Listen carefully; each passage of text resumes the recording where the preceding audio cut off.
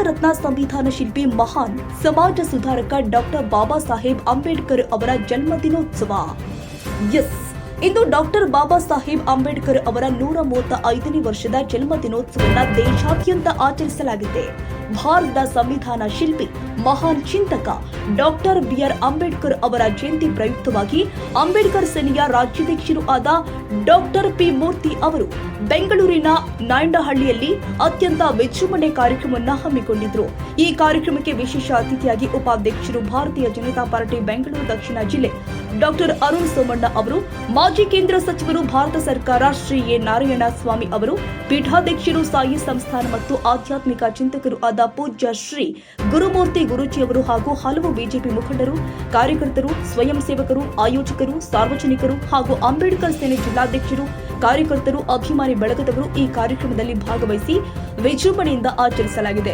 ಈ ಕಾರ್ಯಕ್ರಮದಲ್ಲಿ ಮೊದಲಿಗೆ ದೀಪ ಬೆಳಗಿಸುವುದರ ಮೂಲಕ ಚಾಲನೆ ನೀಡಿ ಅಂಬೇಡ್ಕರ್ ಅವರ ಪ್ರತಿಮೆಗೆ ಪುಷ್ಪ ನಮನ ಸಲ್ಲಿಸಿ ನಾಡಗೀತೆಯನ್ನು ಹಾಡಿದ್ರು ಹಾಗೂ ಹಲವು ಸಾಂಸ್ಕೃತಿಕ ಕಾರ್ಯಕ್ರಮಗಳು, ಸಮಾಜಮುಖಿ ಭಾಷಣಗಳು, ಗಣ್ಯರ ಭಾಷಣ, ಇನ್ನೂ ಹಲವು ಕಾರ್ಯಕ್ರಮಗಳನ್ನು ಹಮ್ಮಿಕೊಂಡಿದ್ರು. ಮುಖ್ಯ ಅತಿಥಿಗಳು ಆದ ಡಾಕ್ಟರ್ ಅರುಣ್ ಸೋಮಣ್ಣ, ನಾರಾಯಣಸ್ವಾಮಿ ಹಾಗೂ ಪೂಜ್ಯ ಗುರುಮೂರ್ತಿ ಗುರೂಜಿ ಅವರಿಗೆ ಶಾಲು ಹಾಕಿ ಹೂವಿನ ಮಾಲೆ ತೊಡಿಸಿ ಅಂಬೇಡ್ಕರ್ ಪ್ರತಿಮೆಯ ಉಡುಗೊರೆಯನ್ನು ನೀಡಿ ಗೌರವಿಸಿದ್ರು. ಈ ಸಂದರ್ಭದಲ್ಲಿ ಸಮಾಜ ಸೇವೆ, ಶಿಕ್ಷಣ ಹಾಗೂ ಮಾನವ ಹಕ್ಕುಗಳ ಕ್ಷೇತ್ರದಲ್ಲಿ ವಿಶೇಷ ಸಾಧನೆ ಮಾಡಿದ 20 ಗಣ್ಯರಿಗೆ ಡಾಕ್ಟರ್ BR ಅಂಬೇಡ್ಕರ್ ಸಂವಿಧಾನ ರತ್ನ ಪ್ರಶಸ್ತಿಯನ್ನ ನೀಡಿ ಸನ್ಮಾನಿಸಲಾಗಿದೆ ಹಾಗೂ ಪೌರ ಕಾರ್ಮಿಕರನ್ನ ವಿಶೇಷ ಗೌರವದಿಂದ ಸನ್ಮಾನಿಸಿದ್ರು. ಕಾರ್ಯಕ್ರಮದಲ್ಲಿ ಭಾಗವಹಿಸಿದ ಗಣ್ಯರಿಗೆಲ್ಲ ಸನ್ಮಾನಿಸಿದ್ರು. ಕಾರ್ಯಕ್ರಮದಲ್ಲಿ ಅನೇಕ ಗಣ್ಯರು, ಮುಖಂಡರು ಹಾಗೂ ಸಾರ್ವಜನಿಕರು ಉತ್ಸಾಹದಿಂದ ಭಾಗವಹಿಸಿ ಬಾಬಾ ಸಾಹೇಬ್ರ ಆದರ್ಶಗಳನ್ನು ಸ್ಮರಿಸಿದ್ರು. ಅವರ ಸಮಾನತೆ, ನ್ಯಾಯ ಹಾಗೂ ಶಿಕ್ಷಣದ ಸಂದೇಶಗಳನ್ನು ಪುನರುಚ್ಚರಿಸಲಾಗಿದೆ. ಈ ಕಾರ್ಯಕ್ರಮವು ಕೇವಲ ಆಚರಣೆಯಷ್ಟೇ ಅಲ್ಲ, ಸಮಾಜದಲ್ಲಿ ಜಾಗೃತಿ ಮೂಡಿಸುವ ಒಂದು ಮಹತ್ವದ ಕ್ಷಣವಾಗಿ ಪರಿಣಮಿಸಿತು. ಇಂದು ನಡೆದ ಅಂಬೇಡ್ಕರ್ ಜಯಂತಿ ಕಾರ್ಯಕ್ರಮ ಅತ್ಯಂತ ಅದ್ಭುತವಾಗಿ ಜರುಗಿದೆ. ಸಮಾಜದ ಎಲ್ಲಾ ವರ್ಗದ ಜನ ಭಾಗವಹಿಸಿ ಕಾರ್ಯಕ್ರಮವನ್ನು ಯಶಸ್ವಿಯಾಗಿ ನಡೆಸಿದರು. ತಾನೇ ನಮ್ಮನ್ನು ಉದ್ದೇಶಿಸಿ ಮಾತನಾಡಿದಂತ ನೇರ, ದಿಟ್ಟ, ನಿರಂತರ ಒಂದು ವಾಹಿನಿಯ ರೀತಿಯಾಗಿ ಬಹಳ ಅಚ್ಚುಕಟ್ಟಾಗಿ ಹಾಗೂ ಉರಿದುಂಬಿಸುವಂತೆ ಮೂರ್ತಿ ಸರ್ ಅವರು ಮಾತಾಡಿದ್ದಾರೆ. ಹಾಗೂ ಈ ಒಂದು ಕಾರ್ಯಕ್ರಮದ ಆಯೋಜಕರು ಕೂಡ ಅವರೇ ಈ ಕಾರ್ಯಕ್ರಮದ ಅಧ್ಯಕ್ಷತೆಯನ್ನು ವಹಿಸಿಕೊಂಡು ಈ ಭಾಗದಲ್ಲಿ ಇಷ್ಟು ದೊಡ್ಡದಾದಂಥ ಒಂದು ಅಚ್ಚುಕಟ್ಟಾದಂಥ ಒಂದು ಕಾರ್ಯಕ್ರಮವನ್ನು ಅದು ಮತ್ತು ಸಾಂಸ್ಕೃತಿಕ ಕಾರ್ಯಕ್ರಮಗಳು, ಅದರ ಜೊತೆಗೆ ನಿಮಗೆ ರಸಮಂಜರಿ, ನಮ್ಮ ಬಾಬಾ ಸಾಹೇಬ್ ಅಂಬೇಡ್ಕರ್ ಅವರ ಜೀವನದ ಒಂದು ಜೀವನ ಗಾಥೆ, 135ನೇ ಜಯಂತ್ಯೋತ್ಸವ ಅಲ್ಲ, ಇದು ನಮ್ಮೆಲ್ಲರ ಉತ್ಸವ ಅನ್ನೋ ರೀತಿಯಾಗಿ ಒಂದು ಊರು ಹಬ್ಬದ ರೀತಿಯಾಗಿ ಇವತ್ತು ಮೂರ್ತಿ ಅವರು ಇದನ್ನು ತಮ್ಮೆಲ್ಲರ ಮುಂದೆ ಇದನ್ನು ಸಮರ್ಪಣೆ ಮಾಡಿದ್ದಾರೆ. ಮೂರ್ತಿ ಅವ್ರಿಗೂ ಹಾಗೂ ಅವರ ಕುಟುಂಬದ ವರ್ಗದವ್ರಿಗೂ ಹಾಗೂ ಅವರ ಚಲುವರಾಜಣ್ಣವರು ಎಲ್ಲೋ ಕಾಣಿಸ್ತಾ ಇಲ್ಲ, ಚಲುವರಾಜ್ ಅವ್ರಿಗೆ ಮತ್ತು ಭಾಸ್ಕರ್ ಅವ್ರಿಗೆ ಹಾಗೂ ಅವರ ಇಡೀ ಕುಟುಂಬಕ್ಕೆ ನಾನು ಧನ್ಯವಾದಗಳನ್ನ ಸಲ್ಲಿಸಲಿಕ್ಕೆ ಇಷ್ಟಪಡ್ತೇನೆ. ನಾನು ನಿಮಗೆ ವಯಸ್ಸಿನಲ್ಲಿ ಮೂರ್ತಿಯವ್ರಿಗಿಂತ ದೊಡ್ಡವನೋ ಚಿಕ್ಕವನೋ ಗೊತ್ತಿಲ್ಲ. ಈಗ ಕಾಲ ಯಾವ ರೀತಿ ಆಗಿದೆ ಅಂದರೆ, ಅವ್ರು ಹೇಳಿದಾಗೆ ಒಳ್ಳೆ ಕೆಲಸ ಮಾಡ್ತೀವಿ ಅಂದಾಗ ದಾರಿಯಲ್ಲಿ ಕಲ್ಲಾಕಂಥವರು ಹಲವಾರು ಜನ ಇದ್ದೇ ಇರ್ತಾರೆ. ಅದೇನು ಮಾಡೋಕ್ಕಾಗಲ್ಲ. ಈಗಾಗಲೇ ಮೂರ್ತಿಯವರು ಅದನ್ನು ಭಾಳ ಅರ್ಥಪೂರ್ಣವಾಗಿ ನಿಮ್ಮ ಮುಂದೆ ಅದನ್ನು ಹೇಳಿದ್ದಾರೆ. ಬಾಬಾ ಸಾಹೇಬ್ ಅಂಬೇಡ್ಕರ್ ಅಂದರೆ ಸಮಾನತೆ, ಬಾಬಾ ಸಾಹೇಬ್ ಅಂಬೇಡ್ಕರ್ ಅಂದರೆ ಈಗಾಗಲೇ ಹೇಳ್ದಂಗೆ ಭ್ರಾತೃತ್ವ. ಇವತ್ತು ನರೇಂದ್ರ ಮೋದಿ ಅವರು ಸಾಮಾನ್ಯ ಒಂದು ಚಾ ಮಾಡೋ ಅಂಥ ಹುಡುಗ ಅವರು ಪ್ರಧಾನಮಂತ್ರಿಗಳಾಗ್ತಾರೆ ಅಂತ ಅದಕ್ಕೆ ಕಾರಣ ಬಾಬಾ ಸಾಹೇಬ್ ಅಂಬೇಡ್ಕರ್ ಅವರು. ಹಲವಾರು ವಿಚಾರಗಳನ್ನ ತಮ್ಮ ಮುಂದೆ ನಮ್ಮ ಮೂರ್ತಿಯಣ್ಣ ಹೇಳಿದ್ರು. ಇಡೀ ವಿಶ್ವದಲ್ಲಿ ನಾವಿವತ್ತು ತಲೆ ಎತ್ತಿ ನಾವು ನಡೀತಾ ಇದ್ದೀವಿ, ಸದೃಢವಾಗಿದ್ದೀವಿ. ನಾವು ಆರ್ಥಿಕವಾಗಿ, ಶೈಕ್ಷಣಿಕವಾಗಿ, ಸಾಂಸ್ಕೃತಿಕವಾಗಿ, ಸಾಮಾಜಿಕವಾಗಿ, ರಾಜಕೀಯವಾಗಿ ನಾವು ಸದೃಢವಾಗಿದ್ದೀವಿ ಅಂದರೆ ಅದಕ್ಕೆ ಕಾರಣೀಭೂತರು ನಮ್ಮ ಬಾಬಾ ಸಾಹೇಬ್ ಅಂಬೇಡ್ಕರ್ ಅವರು ನೀಡಿದಂಥ ಸಂವಿಧಾನ.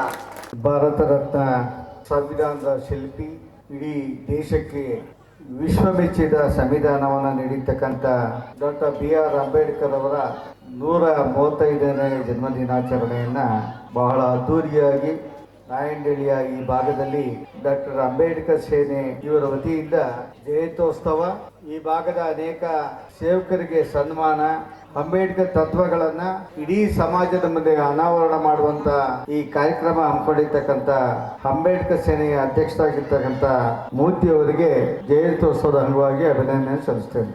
ಈ ಕಾರ್ಯಕ್ರಮದ ಮತ್ತೊಂದು ವಿಶೇಷತೆ, ಈ ಕಾರ್ಯಕ್ರಮದ ಸಾನ್ನಿಧ್ಯವನ್ನು ವಹಿಸಿಕೊಂಡಿರ್ತಕ್ಕಂಥ ಈ ಭಾಗದ ಭಾರತೀಯ ಜನತಾ ಪಕ್ಷದ ಮುಖಂಡರು, ಕೇಂದ್ರ ಸುಪುತ್ರರಾಗಿರ್ತಕ್ಕಂಥ ಡಾಕ್ಟರ್ ಅರುಣ್ ಸೋಮಣ್ಣ ಅವರು ಅಂಬೇಡ್ಕರ್ ವಿಚಾರಧಾರೆಗಳನ್ನ, ದೇಶ ಬೆಳೆದು ಬಂದಂತ ಹಾದಿಯನ್ನ, ಶಿಕ್ಷಣ, ಸಾಮಾಜಿಕ ಚಿಂತನೆಗಳ ಬಗ್ಗೆ ದೇಶ ಯಾವ ದಿಕ್ಕಿನಲ್ಲಿ ಸಾಗ್ತಾ ಇದೆ ಅನ್ನೋ ವಿಚಾರಧಾರೆಯನ್ನ ತಮ್ಮ ಮುಂದೆ ಅನಾವರಣ ಮಾಡಿದರು. ಅಂಬೇಡ್ಕರ್ ಇಲ್ಲದೆ ಹೋದರೆ ಭಾರತ ಇಲ್ಲ, ಅಂಬೇಡ್ಕರ್ ಸಂವಿಧಾನ ಇಲ್ಲ ಅಂದ್ರೆ ಭಾರತದಲ್ಲಿ ಪ್ರಜಾಪ್ರಭುತ್ವನೇ ಇರ್ತಾ ಇಲ್ಲ ಅಂತ ಅನೇಕರು ಈ ದೇಶದ ರಾಜಕಾರಣಿಗಳು ಮಾತಾಡ್ತಾರೆ. ಅಂಬೇಡ್ಕರ್ ಜಯಂತಿ ಅಂದರೆ ಈ ದೇಶದ ಸಂಪತ್ತನ್ನ ಬಡವರಿಗೆ ಮನೆ ಬಾಗಿಲಿಗೆ ತಲುಪಿಸೋದು. ಅಂಬೇಡ್ಕರ್ ಜಯಂತಿ ಅಂತ ಹೇಳಿದ್ರೆ ವಿಶ್ವ ಮೆಚ್ಚುವ, ವಿಶ್ವ ಮಾನವನನ್ನು ರೂಪಿಸುವ ಶಿಕ್ಷಣವನ್ನ ಶೋಷಿತ ವರ್ಗಕ್ಕೆ ಕೊಡೋದು. ಮತ್ತೊಮ್ಮೆ ಅಂಬೇಡ್ಕರ್ ಜಯಂತ್ಯೋತ್ಸವದ ಶುಭಾಶಯ ಅನ್ಕೋತ ಮಾತನ್ನು ಮುಗಿಸ್ತಾನೆ. ಜೈ ಹಿಂದ್. ಇವತ್ತು ಶುಭ ಸಂಜೆ. ಗೌರವಾನ್ವಿತ ಅಧ್ಯಕ್ಷರೇ ಮತ್ತು ಈ ವೇದಿಕೆ ಮೇಲೆ ನೆರೆದಂಥ ಎಲ್ಲ ಬಂಧು ಮಿತ್ರರೇ ಹಾಗೂ ನಾರಾಯಣ ಸ್ವಾಮಿಯವರೇ ಮತ್ತು ಅರುಣ್ ಸೋಮಣ್ಣರವರೇ ಮತ್ತು ಉಳಿದಂಥ ಎಲ್ಲ ನನ್ನ ಪರಿಚಯ ಮತ್ತು ಆತ್ಮೀಯ ಬಂಧುಗಳಿಗೆ, ಇವತ್ತು ಏಪ್ರಿಲ್ 14 ಅಂದರೆ ಭಾರತ ಮಾತೆಯ ಮಹಾನ್ ಪುತ್ರ ಡಾಕ್ಟರ್ ಸಂವಿಧಾನ ಶಿಲ್ಪಿ ಡಾಕ್ಟರ್ ಭೀಮರಾವ್ ಜಿ ಅಂಬೇಡ್ಕರ್ ಅವರ ಒಂದು ಜನ್ಮದಿನ ಆಚರಣೆ ಮಾಡ್ತಾ ಇದ್ದೀವಿ. ಅದರಿಂದ ಇವತ್ತು ಇವರ ಹುಟ್ಟುಹಬ್ಬದ ಮುಖಾಂತರ ಸಂವಿಧಾನವನ್ನು ಗೌರವಿಸೋಣ, ಪ್ರೀತಿಸೋಣ, ಆರಾಧಿಸೋಣ, ಎಲ್ರಿಗೂ ಸಹಿತ ತಿಳಿಸೋಣ. ಜೈ ಭೀಮ್. ಆತ್ಮೀಯ ಎಲ್ಲ ನನ್ನ ಪ್ರೀತಿಯ ಬಂಧುಗಳೇ, ಎಲ್ಲರಿಗೂ ಜೈ ಭೀಮ್ ವಂದನೆಗಳು. ಜೈ ಭೀಮ್, ಜೈ ಭೀಮ್, ಜೈ ಜೈ ಭೀಮ್. ಭಾರತ ರತ್ನ ಸಂವಿಧಾನ ಶಿಲ್ಪಿ ಬಾಬಾ ಸಾಹೇಬ್ ಅಂಬೇಡ್ಕರ್ ಅವರ 135ನೇ ವರ್ಷದ ಅದ್ದೂರಿ ಜಯಂತ್ಯೋತ್ಸವ ಕಾರ್ಯಕ್ರಮಕ್ಕೆ ಮೊದಲದಾಗಿ ಎಲ್ಲರಿಗೂ ಶುಭಾಶಯಗಳನ್ನು ತಿಳಿಸುತ್ತಾ, ಇವತ್ತೇನಪ್ಪ ವಿಶೇಷವಾಗಿ ಭಾರತ ರತ್ನ ಸಂವಿಧಾನ ಶಿಲ್ಪಿ ಬಾಬಾ ಸಾಹೇಬ್ ಅಂಬೇಡ್ಕರ್ ಅವರ ಜಯಂತಿನ ಇವತ್ತು ನಮ್ಮ ಕೇಂದ್ರ ಸಚಿವರಾದಂಥ ಬಡವರ ಬಂಧು, ದೀನ ದಲಿತರ ಆಶಾಕಿರಣ, ನಮ್ಮ ನೆಚ್ಚಿನ ನಾಯಕರಂತ ಶ್ರೀ ಸೋಮಣ್ಣ ಸಾಹೇಬ್ರ ಅಧ್ಯಕ್ಷತೆಯಲ್ಲಿ ಇವತ್ತು ಕಾರ್ಯಕ್ರಮ ಮಾಡ್ತಾ ಇದ್ದೀವಿ. ಅದರ ಜೊತೆಗೆ ನಮ್ಮ ಅರುಣ್ ಸೋಮಣ್ಣರ ಒಂದು ಮಾರ್ಗದರ್ಶನದಲ್ಲಿ ಇವತ್ತು ಕಾರ್ಯಕ್ರಮ ಮಾಡ್ತಾ ಇದ್ದೀನಿ. ಹಾಗಾಗಿ ಮೊದಲನೇದಾಗಿ ಈ ಕಾರ್ಯಕ್ರಮಕ್ಕೆ ವೇದಿಕೆ ಉಪಸ್ಥಿತರಾಗಿರುವಂಥ ಸನ್ಮಾನ್ಯ ಶ್ರೀ ಡಾಕ್ಟರ್ ಅರುಣ್ ಸೋಮಣ್ಣ ನಾನು ತುಂಬ ಮನಸ್ಪೂರ್ವಕ ಅಭಿನಂದನೆ ಸಲ್ಲಿಸ್ತೀನಿ. ಯಾಕಂತ ಹೇಳಿದ್ರೆ ಅರುಣ್ ಸೋಮಣ್ಣ ಅವರು ಒಂದು ವ್ಯಕ್ತಿಯಲ್ಲ, ಒಂದು ಶಕ್ತಿ. ಇವತ್ತು ಇಡೀ ಗೋವಿಂದನಗರ ಕ್ಷೇತ್ರದಲ್ಲಿ ಎಲ್ಲ ಯುವಕರಿಗೆ ಒಂದು ಬೆನ್ನೆಲುಬಾಗಿ ನಿಂತು ಇವತ್ತು ಎಲ್ಲ ರೀತಿಯ ಕೆಲಸಗಾರಿಗೆ ಮುಂದಾದಂಥ ನಮ್ಮ ಯುವಕರ ನಾಯಕರು ಅರುಣ್ ಸೋಮಣ್ಣ ಅವರಿಗೆ ನಾನು ಅಭಿನಂದನೆ ಸಲ್ಲಿಸ್ತೀನಿ ಬಂಧುಗಳೇ. ಅದೇ ರೀತಿ ವೇದಿಕೆ ಮೇಲೆ ಉಪಸ್ಥಿತರಾಗಿರುವಂಥ ಇವತ್ತು ನೀವೆಲ್ಲ ನೋಡಿರ್ಬೋದು, ಬಹುಶಃ ಎಲ್ಲ ಕರ್ನಾಟಕ ರಾಜ್ಯದ ಮೂಲೆ ಮೂಲೆಯಲ್ಲೂ ನಮ್ಮ ಸಾಯಿರಾಮ್ ಮಂದಿರ, ಸಾಯಿರಾಮ್ ಟ್ರಸ್ಟು, ನಮ್ಮ ಗುರುಗಳಂತ ಶ್ರೀ ಗುರುಮೂರ್ತಿ ಗುರುಜಿಯವರು ಬಂದು ಅವ್ರಿಗೂ ಅಭಿನಂದನೆ ಸಲ್ಲಿಸ್ತಾ, ಎಲ್ಲ ನಮ್ಮ ಬಿಜೆಪಿಯ ಗೋವಿಂದನಗರ ಕ್ಷೇತ್ರದ ಎಲ್ಲ ಬಿಜೆಪಿ ಮುಖಂಡರು, ಅಣ್ಣ ತಮ್ಮರು, ಅಕ್ಕ ತಂಗಿಯರು ಮತ್ತು ಈ ವೇದಿಕೆ ಮೇಲೆ ಇರ್ತಕ್ಕಂಥ ಎಲ್ಲ ಗಣ್ಯರಿಗೆ ನಾನು ಮನಸ್ಪೂರ್ವಕವಾಗಿ ಅಭಿನಂದನೆ ಸಲ್ಲಿಸ್ತೀನಿ ಬಂಧುಗಳೇ. ಇವತ್ತು ಇಡೀ ದೇಶದಂತ ಬಾಬಾ ಸಾಹೇಬ್ ಅಂಬೇಡ್ಕರ್ ಜಯಂತಿನ ಇವತ್ತು ಆಚರಣೆ ಮಾಡ್ತಿದ್ದಾರೆ ಬಂಧುಗಳೇ. ಬಹುಶಃ ಬಾಬಾ ಸಾಹೇಬ್ ಅಂಬೇಡ್ಕರ್ ಅಂತ ಹೇಳಿದ್ರೆ ಇವತ್ತು ಇಡೀ ಜಗತ್ತು ತಿರುಗಿ ನೋಡ್ತದೆ. ಯಾಕಂತ ಹೇಳಿದ್ರೆ 1891 ಇಸ್ವಿಲಿ ತಂದೆ ರಾಮ್ಜಿ ಅವರಿಗೆ, ತಾಯಿ ಭೀಮಮ್ಮ ಅವರಿಗೆ ಮಹಾರಾಷ್ಟ್ರದ ಮೊಹೋದ ಗ್ರಾಮದಲ್ಲಿ ಏಪ್ರಿಲ್ 14ನೇ ತಾರೀಕು ಬಾಬಾ ಸಾಹೇಬ್ ಅಂಬೇಡ್ಕರ್ ಸಾಹೇಬರು ಹುಟ್ಟಿದಂಥ ಒಂದು ಸಂದರ್ಭ. ಅದು ಇವತ್ತು ಏಪ್ರಿಲ್ 14ನೇ ತಾರೀಕು ಬಾಬಾ ಸಾಹೇಬ್ ಅಂಬೇಡ್ಕರ್ ಸಾಹೇಬ್ ಹುಟ್ಟಿದಂಥ ಸಂದರ್ಭದಲ್ಲಿ ಅವರು ಬಾಲ್ಯವಾಗಿದ್ದಾಗ ಯಾವುದೋ ಸ್ಕೂಲ್ ಅಡ್ಮಿಷನ್ ಮಾಡಕ್ಕೆ ಕೊಟ್ಟಿರಲಿಲ್ಲ ಅವರಿಗೆ. ಯಾಕಂತ ಹೇಳಿದ್ರೆ ನೀವು ಶೂದ್ರರು, ಅಸ್ಪೃಶ್ಯ ಅಂತೇಳಿ ಸಣ್ಣ ಎಳೆ ವಯಸ್ಸಲ್ಲಿ ಅವ್ರಿಗೆ ಜಾತಿ ತಾರತಮ್ಯ ಮಾಡ್ತಾರೆ. ಆಗ ಕಡೆಗೆ ಯಾವುದೋ ಅಡ್ಮಿಷನ್ ಮಾಡ್ಕೊಳ್ತಾರೆ. ಬಾಬಾ ಸಾಹೇಬ್ ಅಂಬೇಡ್ಕರ್ ಸಾಹೇಬರು ಓದಬೇಕಾದ್ರೆ ಸ್ಕೂಲಲ್ಲಿ ಬೇಂಚ್ ಕೊಡಲ್ಲ ಅವ್ರಿಗೆ. ಎಲ್ಲೋ ಮನೆಯಿಂದ ಒಂದು ಗೋಣಿಚೀಲ ತಂದು ಒಂದು ಮನೆಯ ಸ್ಕೂಲ್ನ ಮೂಲೆ ಭಾಗದಲ್ಲಿ ಕೂತ್ಕೊಂಡು ಬಾಬಾ ಸಾಹೇಬ್ ಅಂಬೇಡ್ಕರ್ ಸಾಹೇಬರು ವಿದ್ಯಾಭ್ಯಾಸ ಮಾಡ್ತಾರೆ. ಅದ್ರ ಜೊತೆಗೆ ನೀರು ಕುಡಿಯಕ್ಕೆ ಹೋದಾಗ ಮೇಲಿಂದ ನೀರಿತ್ತು ಉಳಿಯುವಂಥ ಒಂದು ಸಂದರ್ಭಗಳು ನಾವೆಲ್ಲ ನೋಡಿದ್ದೀವಿ. ಬಂಧುಗಳೇ, ಯಾವ ಜನ ಬಾಬಾ ಸಾಹೇಬ್ ಅಂಬೇಡ್ಕರ್ ಇನ್ನು ಅಸ್ಪೃಶ್ಯ ಅಂತ ಹೇಳಿ ತಾರತಮ್ಯ ಮಾಡಿದ್ರು, ಯಾವ ಜನ ಮುಟ್ಟಿಸ್ಕೊಳ್ತಿದ್ರು, ಯಾವ ಜನ ಇನ್ನು ಶೂದ್ರ ಅಂತ ಹೇಳ್ತಿದ್ರು, ಇವತ್ತು ಅದೇ ಇಡೀ ಭಾರತ ದೇಶದ 150 ಕೋಟಿ ಜನರ ಹಣೆ ಬರ ಬರೆದಿರ್ತಾರೆ ಇದೇ ಬಾಬಾ ಸಾಹೇಬ್ ಅಂಬೇಡ್ಕರ್ ಸಾಹೇಬ್ರ ಬಂಧುಗಳೇ. ಅಂತ ಒಂದು ಮಹಾನ್ ಶಕ್ತಿ ಬಾಬಾ ಸಾಹೇಬ್ ಅಂಬೇಡ್ಕರ್ ಸಾಹೇಬರು. ಬೆಳೆಯ ಒಂದು ಸೂರ್ಯ ಹುಟ್ಟಿ ಸಾಯಂಕಾಲ ಒಂದು ಸೂರ್ಯ ಮುಳುಗಿದ್ರೆ, ಸೂರ್ಯ ಹುಟ್ಟಕ್ಕಿಂತ ಮುಂಚೆ ಅಸಂಖ್ಯಾತರ ಶೋಷಿತರ ಬಡವರಿಗೆ ಬೆಳೆಕೊಟ್ಟ ಸೂರ್ಯ ಅದು ಬಾಬಾ ಸಾಹೇಬ್ ಅಂಬೇಡ್ಕರ್ ಸಾಹೇಬರು ಬಂಧುಗಳೇ.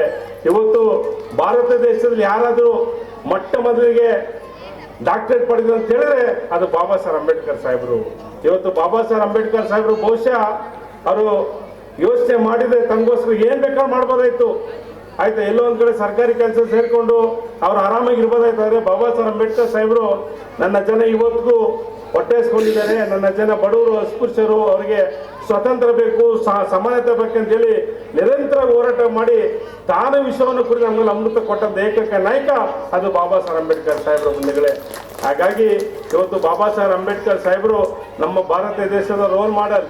ಇವತ್ತು ಸಾಕಷ್ಟು ಜನ ಹೆಣ್ಮಕ್ಳಿದ್ರೆ ಇಲ್ಲಿ ಈ ಒಂದು ಕಾರ್ಯಕ್ರಮದಲ್ಲಿ ಹೆಣ್ಮಕ್ಳಿಗೆ ಸ್ವಾತಂತ್ರ್ಯ ಇರಲಿಲ್ಲ, ಸಮಾನತೆ ಇರಲಿಲ್ಲ. ಗಂಡ ಸತ್ತರೆ ಗಂಡನ ಜೊತೆನೂ ಅವ್ರನ್ನ ಜೊತೆಗೆ ಒಂದು ಏನು ಶವ ಸಂಸ್ಕಾರ ಮಾಡ್ತಾರೆ, ಅದರಲ್ಲೇ ಇವ್ರನ್ನು ನೀನು ಅದೇ ಬೆಂಕಿಲಿ ನೀನು ಸುಡ್ಬೇಕಂತೇಳಿ ಒಂದು ಕಾನೂನಿತ್ತು. ಹೆಣ್ಣು ಮಕ್ಕಳು ಎಲ್ಲ ಒಂದು ಕಡೆ ಮನೇಲಿ ಪಾತ್ರೆ ತೊಳ್ಕೊಂಡು ಇರ್ಬೇಕು, ಈಚೆ ಬರೋಕ್ಕಿರ್ಲಿಲ್ಲ. ಆದರೆ ಇವತ್ತು ಬಾಬಾ ಸಾಹೇಬ್ ಅಂಬೇಡ್ಕರ್ ಸಾಹೇಬರು ಕಾನೂನು ಮಂತ್ರಿ ಆಗಿದ್ದಾಗ ಹೆಣ್ಣು ಮಕ್ಕಳು ಹಿಂದೂ ಕೋಡ್ ಬಿಲ್ ಒಂದು ಮಾಡ್ತಾರೆ. ಹಿಂದೂ ಕೋಡ್ ಬಿಲ್ನ ಅವತ್ತಿದ್ದಂಥ ಕಾಂಗ್ರೆಸ್ ಸರ್ಕಾರ ಮಾಡಲ್ಲ ಅಂತ ಹೇಳಿದಾಗ ಬಾಬಾ ಸಾಹೇಬ್ ಅಂಬೇಡ್ಕರ್ ಸಾಹೇಬರು ಈ ನಮ್ಮ ಹೆಣ್ಣು ಮಕ್ಕಳು ಯಾಕೆ ಸಿಕ್ಕಲ್ಲ ಅಂತೇಳಿ ಅಂತ ಒಂದು ಮಂತ್ರಿ ಪದವಿ ನಂಗೆ ಬೇಡ ಅಂತೇಳಿ ರಾಜೀನಾಮೆ ಕೊಟ್ಟಂತ ಸಂದರ್ಭ ಬಾಬಾ ಸಾಹೇಬ್ ಅಂಬೇಡ್ಕರ್ ಸಾಹೇಬರು. ಇವತ್ತೇನಾದರೂ ನಾವು ಇಷ್ಟು ಜನ ಹೆಣ್ಮಕ್ಳು ನೀವು ಸ್ವತಂತ್ರವಾಗಿ ನೀವು ರಾಜಕಾರಣಿಗಳಾಗಿದ್ದೀರಾ, ಫ್ಲೈಟ್ ಓಡಿಸ್ತೀರಾ, ಮತ್ತೆ ಇವತ್ತು ಹೆಣ್ಣು ಮಕ್ಕಳು ಎಲ್ಲ ಸಮಾಜದಲ್ಲೂ ಗಂಡು ಮಕ್ಕಳಿಗಿಂತ ಸಮ ಇದ್ದೀರಾ. ಅದಕ್ಕೆ ಸ್ವಾತಂತ್ರ್ಯ ಕೊಟ್ಟಿರೋದು, ಸಮಾನತೆ ಕೊಟ್ಟಿರೋದು ಇದೇ ಬಾಬಾ ಸಾಹೇಬ್ ಅಂಬೇಡ್ಕರ್ ಸಾಹೇಬ್ರ ಬಂಧುಗಳೇ. ಅಂತ ಒಂದು ಬಾಬಾ ಸಾಹೇಬ್ ಅಂಬೇಡ್ಕರ್ ಸಾಹೇಬ್ರನ್ನ ನಾವೆಲ್ಲ ಎಷ್ಟು ಪೂಜೆ ಮಾಡೋದು ಸಾಲದು, ಎಷ್ಟು ಅವ್ರ ಬಗ್ಗೆ ಭಾಷಣ ಮಾಡೋದು ಸಾಲದು. ಅಂತ ಒಂದು ಮಹಾನ್ ಶಕ್ತಿ ಬಾಬಾ ಸಾಹೇಬ್ ಅಂಬೇಡ್ಕರ್ ಸಾಹೇಬ್ರು.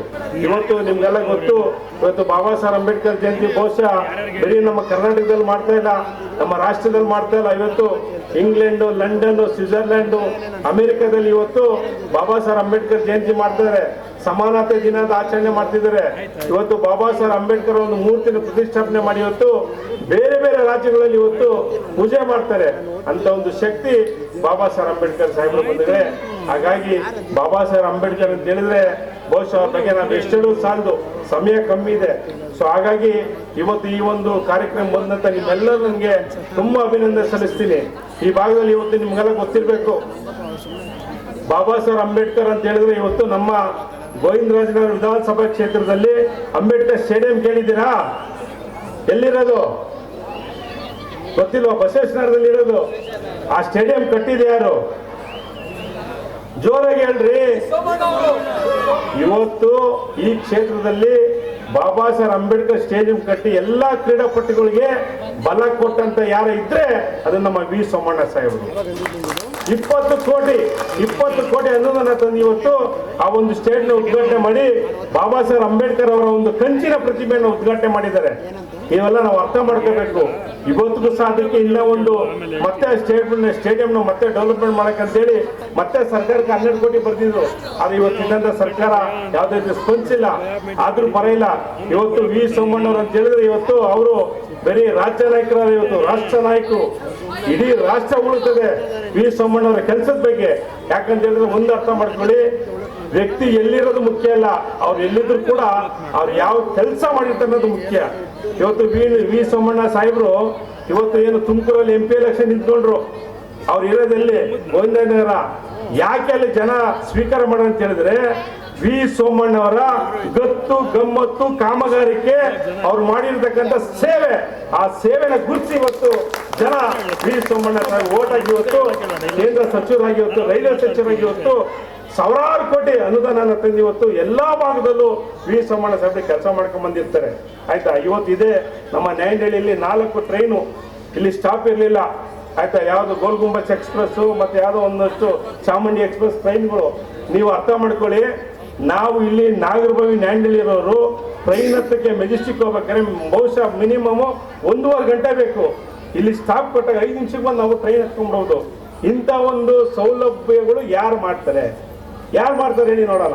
ಆಯ್ತು, ಹಂಗೆ ವಿ ಸೋಮಣ್ಣ ಸಾಹೇಬರಿಗೆ ಬಹುಶಃ ಅಂಬೇಡ್ಕರ್ ಸಾಹೇಬ್ರ ಅಂದ್ರೆ ತುಂಬಾ ಗೌರವ, ಅಭಿಮಾನ. ಅದರಲ್ಲೂ ನಾವು ದಲಿತರು ಅಂತ ಹೇಳಿದ್ರೆ ಅವರು ಏನೇ ಕೆಲಸ ಕೂಡ ಫಸ್ಟ್ ನಮ್ಮ ಕೆಲಸ ಮಾಡಿಕೊಡ್ತಾರೆ. ಏನೇ ಕೆಲಸ ಬಂದು ಕೂಡ ಫಸ್ಟ್ ಅವ್ರು ನಮ್ಮನ್ನು ಕೂಡ ಫಸ್ಟ್ ಕೆಲಸ ಮಾಡ್ಕೊಡ ಅಂತ ಹೇಳಿದ್ರೆ, ಅಂತ ಒಂದು ತಾಯಿ ಮನಸ್ಸಿರ್ತಕ್ಕಂಥ ಲೀಡರ್ ಯಾರಿದ್ರೆ ಅದು ವಿ ಸೋಮಣ್ಣ ಸಾಹೇಬ್ರ ಒಬ್ಬರೇ ಬಂಧುಗಳೇ. ಸೋಮಣ್ಣ ಸಾಹೇಬ್ರು ಅಂತ ಹೇಳಿದ್ರೆ ಒಂದು ಜಾತಿ ಸೀಮಿತ ಅಲ್ಲ ರೀ, ಎಲ್ಲಾ ಜಾತಿ ವರ್ಗದ ಎಲ್ಲ ಮತದಾರರಿಗೆ ಪ್ರತಿಯೊಬ್ಬರಿಗೂ ನನ್ನ ಮಕ್ಕಳು ಅಂತ ತಪ್ಪುಗಳಂತ ಪ್ರೀತಿ ಕೊಡುವಂತ ನಾಯಕ ವಿ ಸೋಮಣ್ಣ ಸಾಹೇಬ್ರು.